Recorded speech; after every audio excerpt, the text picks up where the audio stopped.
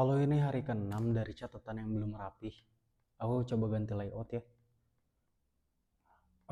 Sekarang judulnya itu 5 teknik pembicaraan yang bakal meningkatkan atau mengupgrade otak rasional kamu. Ini catatan yang belum rapih, bukan untuk menang debat, bukan untuk terlihat pintar. Ini untuk melatih otak tetap rasional saat emosi ingin mengambil alih. Aku mulai dari satu fakta yang jarang dibicarakan. Keberagaman itu bukan konstruksi manusia.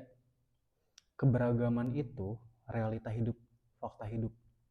Perbedaan itu realita hidup. Hidup tuh memang kayak gitu, berbeda-beda. Masalahnya bukan ada di perbedaan. Masalahnya ada di cara kita bereaksi pada perbedaan itu. Sejak lahir, otak manusia memindai ancaman sekitar 5 detik. Salah deng, 5 kali per detik. Dan saat kita bertemu sudut pandang yang berbeda, bagian otak yang paling primitif kita itu langsung aktif.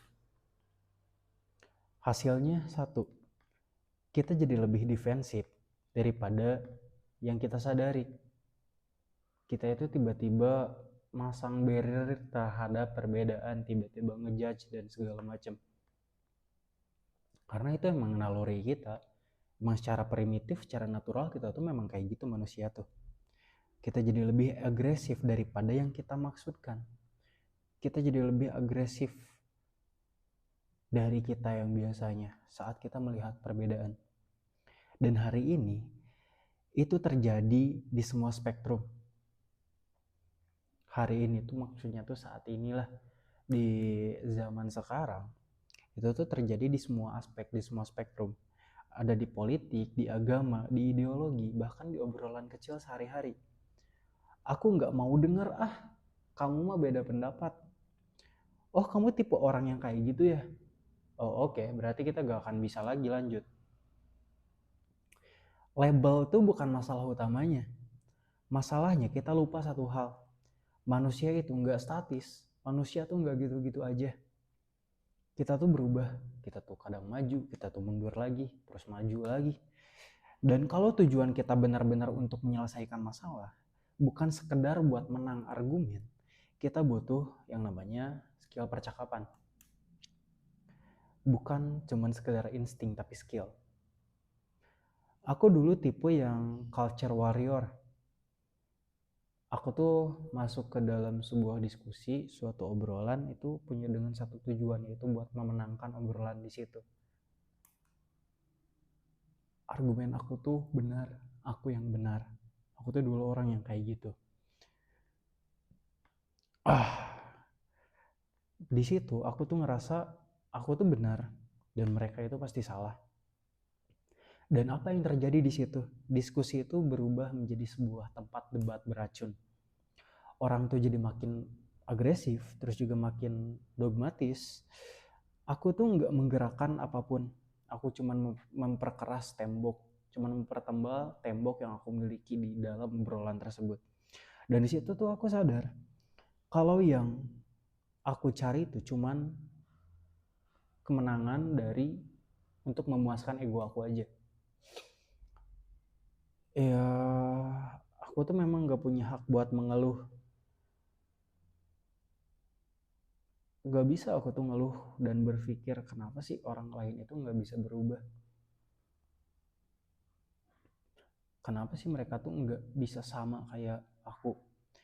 Ya karena di saat itu aku tuh gak bisa ngasih mereka alasan buat berubah.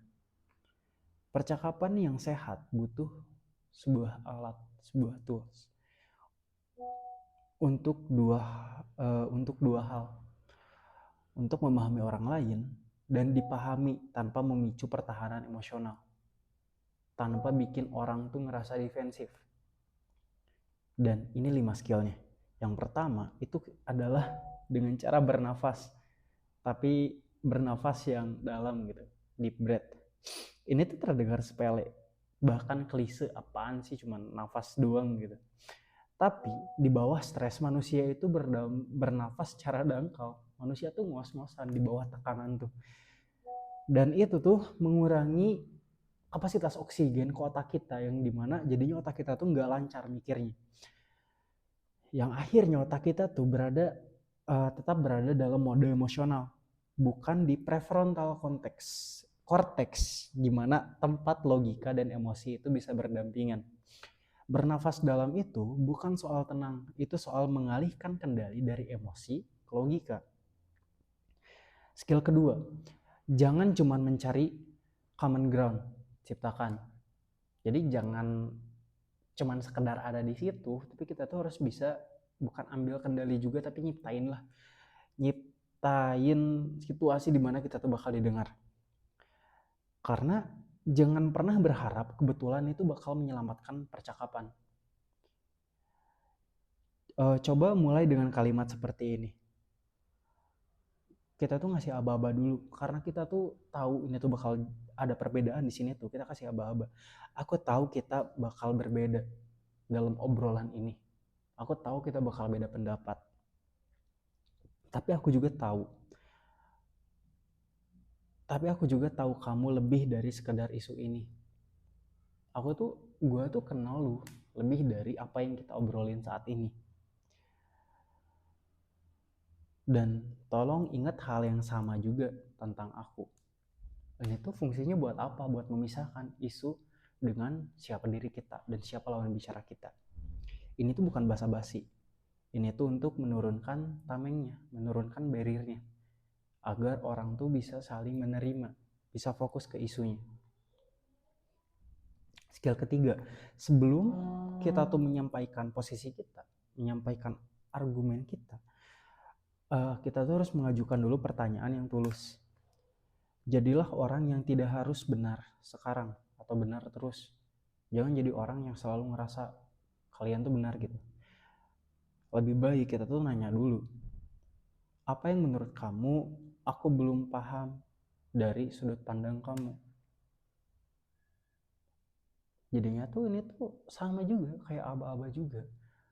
Daripada kita tuh saling berdebat, kita tuh ngasih ruang terbuka sama lawan bicara kita. Kita tuh nanya, menurut kamu aku tuh belum pahamnya di mana sih? Biar kita tuh bisa sama-sama paham, bisa sama persepsinya gitu. Dan lebih bagusnya juga ketika kita tuh udah sadar dan kita tuh, oh ternyata kita tuh gak pahamnya di situ, minta tolong ajarin, coba dong ajarin aku biar aku bisa lebih paham terkait apa yang pengen berusaha kamu sampaikan ke aku. Biar gak berbeda pendapat. Ya dengan begitu kamu tuh membangun kredibilitas moral. Di situ kamu menunjukkan bahwa kamu tuh bisa menerima, bisa mendengarkan orang lain. Ini tuh membentuk budaya inquiry, bukan inquisition. Skill keempat, dengarkan untuk belajar, bukan untuk menang. Ingat, tanamin dalam otak ketika di dalam sebuah diskusi, goals lu itu buat belajar.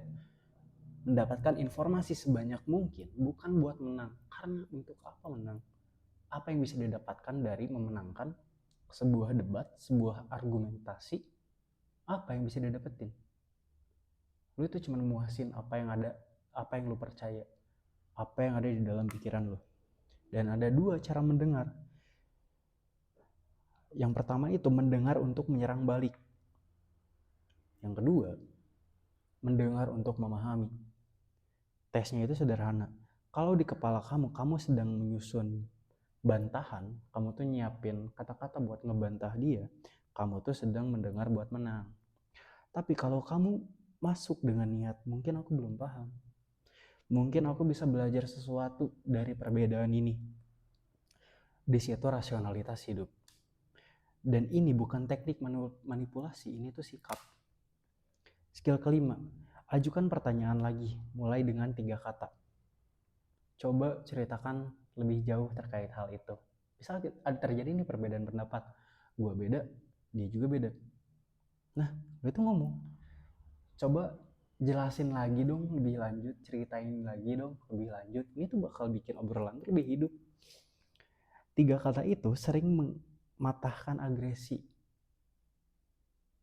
membuat orang tuh ya lebih gak defensif lagi, karena orang tuh bakal ngerasa, oh dia tuh tertarik ya dengan apa yang gue sampaikan, sampai meminta buat nyeritain lebih lanjut.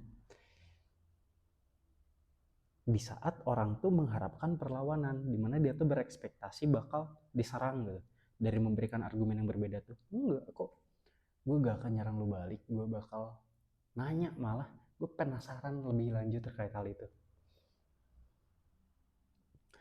Saat seseorang tidak dilawan, otak mereka kehilangan alasan untuk menyerang.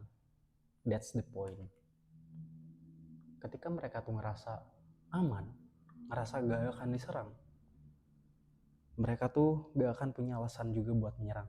Dan di situ obrolan tuh bakal lebih terbuka dan lebih bebas. Semua ini bukan teori kosong. Ini tuh ilmu percakapan manusia. Yang mana ini tuh berjalan di keseharian kita. Ya apakah dengan satu skill dunia langsung harmonis? Enggak juga. Tapi kamu sedang melatih diri di sini. Menjadi manusia yang tidak dikendalikan oleh emosi. Saat situasi memanas, dan akhirnya ini kembali ke satu pertanyaan yang paling jarang lah untuk ditanyakan, karena ini bikin gak nyaman. Ketika kita mau masuk ke dalam suatu obrolan, satu pertanyaan akan muncul. Aku masuk ke obrolan ini tuh untuk apa? Menyelesaikan masalah atau menang, merasa paling benar? Dan self leadership dimulai di sana.